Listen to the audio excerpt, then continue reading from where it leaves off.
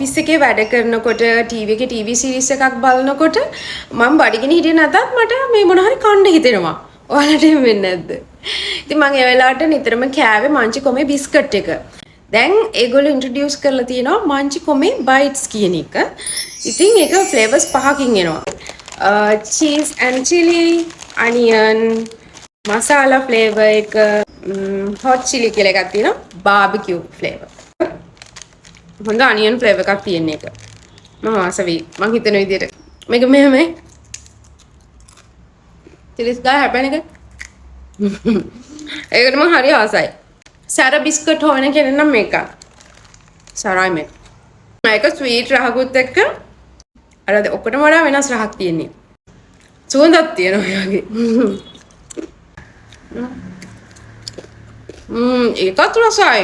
මේ ෆ්ලේවර්ස් වලින් මම ආසම එක හැබැයි ඉතින් සෑන් චිලි. මොකද ඉතින් මම චීස් ලව කෙනෙක් නේ. මේ බාබකියු එකත් මාර රසයි. අනියන් එකත් ගොඩක් රසයි. මම මේ ටික ගත්තේ ආපිකෝ එකේ.